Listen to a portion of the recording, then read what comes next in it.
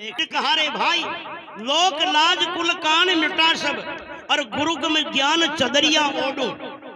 एक बात सुन रहे थे पहले वकील साहब से, है ना, कि आज अपन पढ़े लिखे हो रहे हैं, शिक्षित भी बन रहे हैं, सारी सुविधा संपन्नता से अपन बनते जा रहे हैं, मगर आज अपना व्यवहार और बड़ों के प्रति, इन बुजुर्गों के प्रति अपना लगाव कम होता जा रहा। जैसे अपन पढ़े लिखे हो रहे, शिक्षित हो रहे हैं, लायक बन रहे हैं, मगर जिन्होंने पढ़ाया, जिनकी छत्र छाया में बड़े पड़े बड़े बूढ़े हुए, उनको हम नालायक समझते जा रहे हैं। अपने दिमाग में ये बैठता जा रहा, अपने आगे ये क्या समझते हैं। और मैं ध्यान देता हूँ, मैं कहता हूं कि 10 किताबों को पढ़ने पर जितना जीवन में अनुभव नहीं होगा, 10 किताबों को पढ़ने से जीवन में जितना अनुभव नहीं होगा, केवल 1 महीने तक 1 घंटा रोज अपने बुजुर्गों के, बड़े बूढ़े के पास में बैठ जाया करो।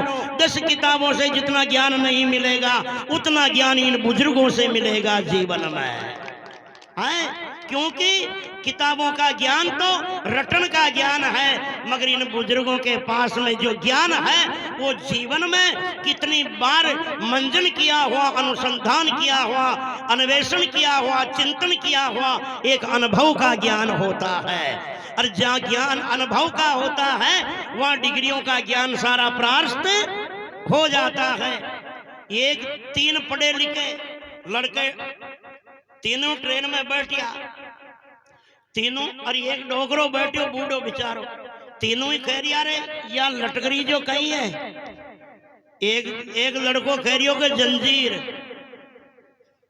ये सरपंच साहब बोलता नहीं माने है।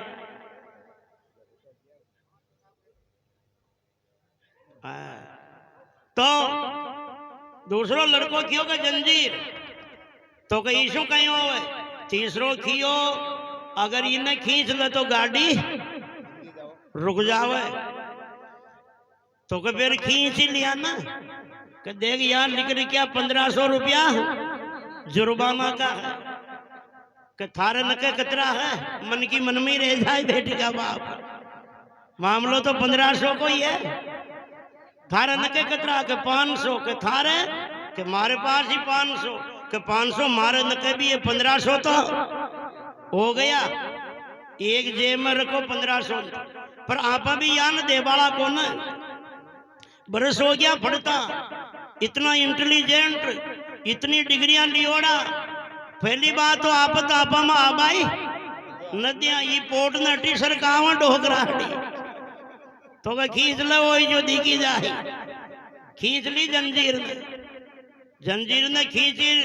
2-3 पुलिस वाला निकलिया, क्यों रे कहीं छोरो छोरी पड़ गयो चौक, कोई संदूक बक्सो पड़ गयो, जंजीर क्यों खींची रे। वो लड़का कह रिया के माने थोड़ी खींची है, तो किसने खींची, कि डोगरा ने खींची जंजीर। तो वह डोगरा ने परेशान करवा ला गया कि बोल बाबा जंजीर था ने खींची, कि साहब में नहीं खींची जंजीर। तो कि क्यों खींची, कहीं परेशानी आ गई, कहीं दिक्कत थी, कि परेशानी तो और कहीं कौन जी साहब, पर घनी देर का ये तीनों लफंगा मन परेशान करता हरिया था। केवल जेब में ही खर्चा पानी का 1500 रुपया ही था, जो मारा बेटा तीनों लफंगा मारे बरबटियां पड़, और मारी जेब में 1500 रुपया ने निकाल लिया। अम्मा के 4 के अलावा ये डिब्बा में और सो भी को न, कोई मारो तो स्टेशन आबालो ही सो। अब खुड़ना खेतो जो आखिरी में खाई नदी की जो जंजीर ने खींचनी पड़ी है। पुलिस वाला वो तीनों ही लड़का ने खियो रे कि 1500 रुपया लिया डोगरा का, वो खरिया के मन 1500 न लिया। डोगरो खरियो साहब ही की जेब में देखो, अगर 1500 रुपया न खड़े तो मारी बात झूठी, और वहां तो 1500 500 इकट्ठा कर रखिया ही था। देखा जेबा दिखाओ रे, जेबा चढ़ाओ, जो सांसी खड़िया 1500 तो ले। और डोगरा ने दिया कि बाबा ले 1500, और वन क्यों रे चालो थाना में, वन थाना में ले जावा ला गया और डोगरो डाडी मुझे माथ फेर क्यों रे बेटा हो थाना किताबा की डिग्री ली रे ये बंदा के डाडी मुझे में दौड़ा ही ना आया है अशियान की डिग्रियां वाला गणा ही घटिया बंदा के न कह ये अनुभूति का ज्ञान होता है जीवन में, इसलिए बड़े बुजुर्गों के पास में जरूर बैठा करो। अभी धर्मराज जी कह रहे थे कि कम से कम आधा घंटे का समय अपने बच्चा बच्चियों को माता पिता भी दें और अपने बच्चे बच्ची भी माता पिताओं के पास में दादा दादियों के पास में बैठ करके कुछ चर्चाएं सुने। देखो पहले कहीं बैठते थे चबूतरे पे, कहीं तब धुनिया बाढ़ कर बैठते थे, 2-5 आदमी बैठते थे और तो उनके पास में जाकर बालक बैठते थे ना, उनको एक प्रेरणादायक शिक्षाप्रद बातें कहानियां दादा दादी माता पिता सुनाया करते थे, इसलिए वही संस्कार उनके जीवन में बढ़ते जाते थे और वही संस्कारों के अनुसार उनका व्यवहार उनका आचरण उनका स्वभाव बनता था और वैसा आदर्शता का उनका जीवन बनता जाता था। इसलिए कहा है संतों ने कि सब कुछ छोड़ो गुरु शरण न छोड़ो, अरे प्रीति और किनके संग जोड़ो, जीवन मुक्त अभय पद दाता और जीवन मुक्त अभय पद दाता, जिन गुरु से नाता क्यों तोड़ो। और तो और ज्ञान होने के बाद में तो काल भी घबराता है, क्योंकि काल की दौड़ शरीर तक है, काल की पहुंच जड़ वस्तु तक है। क्यों काल कहते समय को? काल होते 3, भूतकाल, वर्तमान काल और भविष्य काल। ये जड़ चीजें जो है आंखों से दिखने वाली चीजें जो है समय से पैदा होती है, समय तक रहती है और समय पर वापस बिगड़ जाती है, समय के अनुसार बदलती रहती है। मगर आत्मा तत्व परमात्मा तत्व ऐसा है उनमें समय का कोई प्रभाव लागू होता ही नहीं है, इसलिए आत्म परमात्मा तत्व निर्विकार तत्व है। इसलिए अब जब तक सत्संग नहीं ज्ञान नहीं है, जब तक अपना आपको अपन शरीर मान करके बैठ जाते हैं कि मैं ये दिख रहा हूं ना, बस मैं वही हूं, मैं शरीर हूं, तो जन्मा हूं और जन्मने के बाद जन्म से बालक हूं, अब जवान हुआ हूं, अब बूढ़ा हूं, अब थोड़े दिनों बाद मैं मर जाऊंगा। और शरीर हूं तो मोटा हूं, पतला हूं, दुबला हूं, या लंबा हूं या ऊंचा हूं, काला हूं, गोरा हूं। शरीर हूं तो मैं आदमी हूं कि औरत हूं, शरीर हूं तो मैं फलानी जाति समाज का हूं, शरीर हूं तो फलाने कुल गोत्र का हूं, शरीर हूं तो फलाने आश्रम वर्ण का हूं, शरीर हूं तो हिंदू मुस्लिम सिख ईसाई हूं, शरीर हूं तो फलाने का परिवार रिश्तेदार वाला हूं। ये सारा बखेड़ा कहां से शुरू होता है? खुद को शरीर मानने पर। और अगर खुद को शरीर ना मान करके स्वयं को आत्मा मान ले तो आत्मा तो सबकी एक है, आत्मा अनेक है ही नहीं। और ये सारा क्लेश सारा दुख है वो अनेकता में है।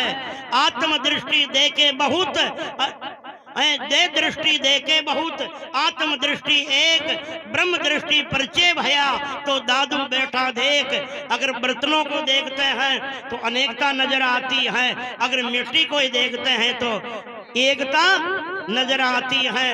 ईंट भी मिट्टी है और मटका भी मिट्टी है, अरे खवेलू भी मिट्टी है और मूर्ति भी मिट्टी है। अपने जेवरों को देखते हैं तो अनेकता नजर आती है और केवल सोने को देखते हैं तो एकता ही नजर आती है, क्योंकि मुंदड़ी भी सोना ही है तो हार भी सोना ही है, मंगलसूत्र भी सोना ही है तो मुर्की भी सोना ही है। सोना के अलावा और कुछ है ही नहीं। बर्तनों को देखते हैं तो ये गिलास है, ये जग है, ये मटका है, ये चरी है, ये बाल्टी है, अनेकता नजर आती है। और पानी को देखते हैं तो एकता नजर आती, चाहे ट्यूबवेल का हो, चाहे कुएं का हो, और चाहे बांध का हो, और चाहे समुद्र का हो। इसलिए केवल शरीरों को देखना ये अज्ञान है, और आत्मा को देखना यही ज्ञान है। अज्ञानी शरीरों को देखता है और गुरु जो है ऐसी दृष्टि दे देता है जो फिर शरीरों को नहीं देखता, वो आत्मा को देखता है। इसलिए ज्ञानी की दृष्टि में कोई झगड़ा होता ही नहीं, ये ज्ञानी सुलझा हुआ होता है। और ये अज्ञानी शरीरों को देखता है, 1,00,000 लोग मिलने पर भी शक्ल एक मिलती नहीं है, लाख में लाख ही दिखते हैं।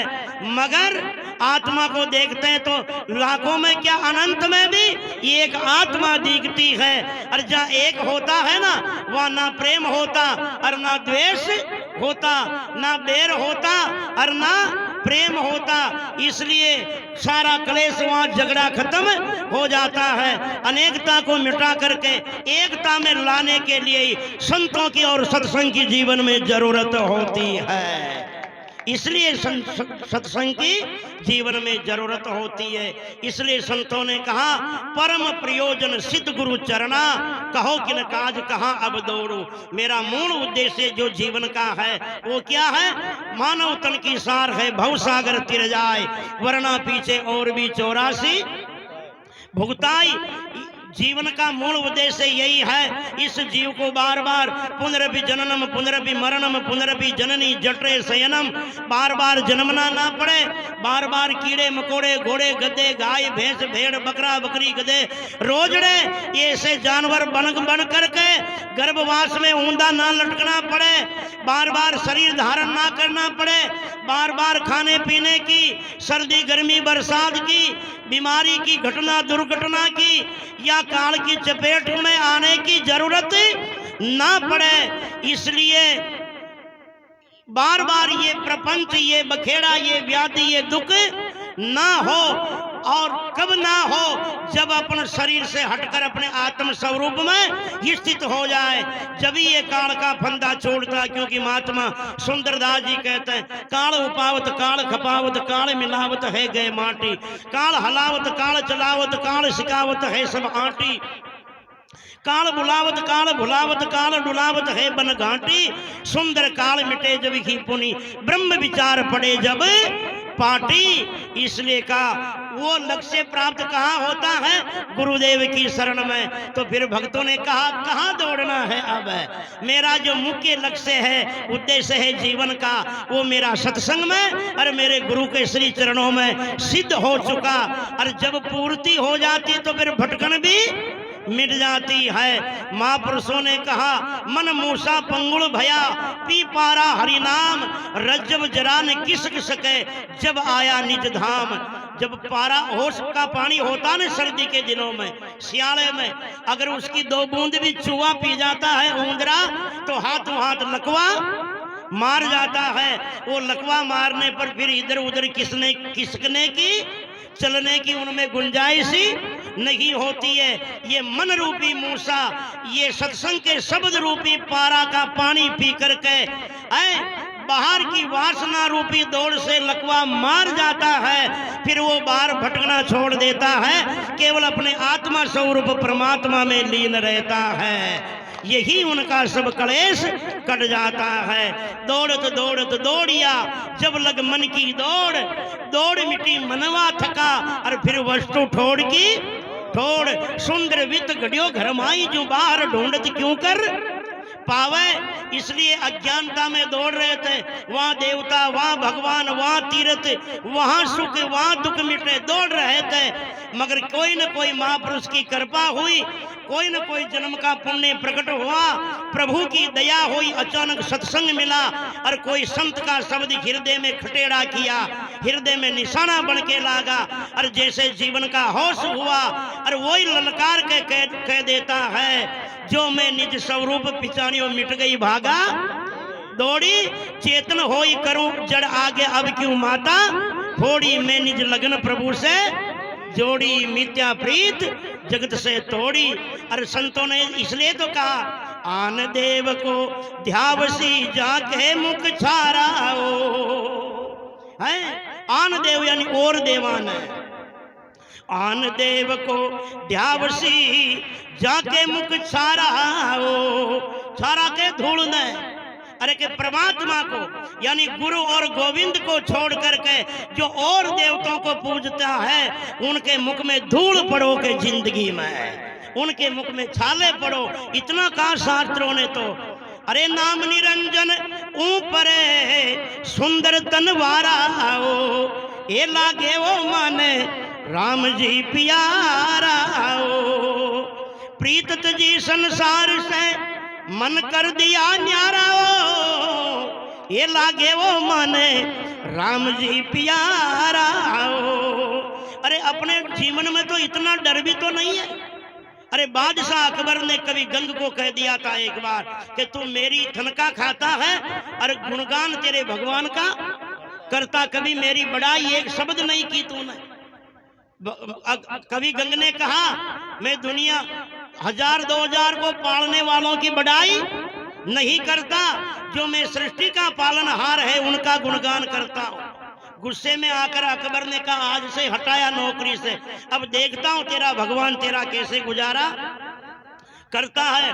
अकबर के दरबार से कभी गंग निकलता है तो ऐसे सम्राट अकबर को भी क्या ललकार दे करके निकलता है।